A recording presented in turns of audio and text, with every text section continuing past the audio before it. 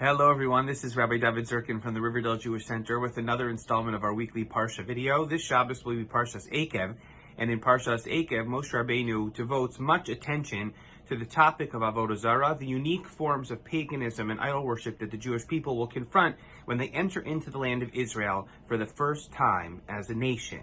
The concept of paganism and Avodah Zarah, which was of course significant in their day, is very difficult for us to relate to, being 21st century Western civilization citizens.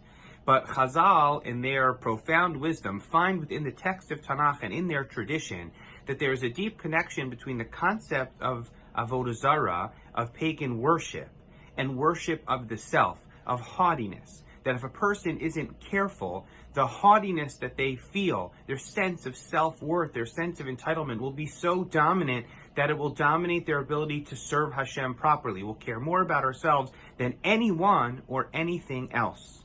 It's for this reason Chazal point out that the Torah refers to Avodah Zarah as toeva, as an abomination, and Shlomo HaMelech in Mishlei, in the book of Proverbs, says toavas Hashem kol gavei lev. It's an abomination of God to be a haughty person, using the same language to deepen this connection between that worship of foreign gods and worship of ourselves, the worship of the self, that can draw us away from a meaningful relationship with HaKadosh Baruch Hu.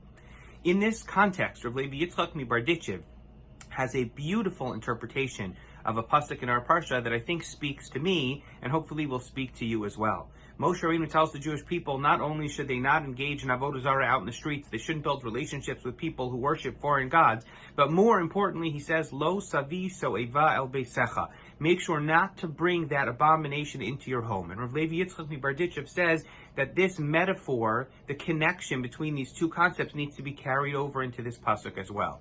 Haughtiness is part of who we are. That inflated sense of self-worth, the formality of how we dress and how we expect to be addressed, with our titles recognizing our college and graduate school education, doctors and PhDs and smichas. We go out into the world with the expectation that we will be respected for all the things that society respects us for.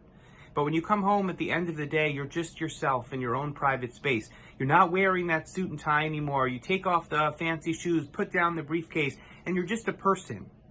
And in order to have the best private life, the best family life, the best personal life, a person needs to check all of that self-aggrandizement at the door.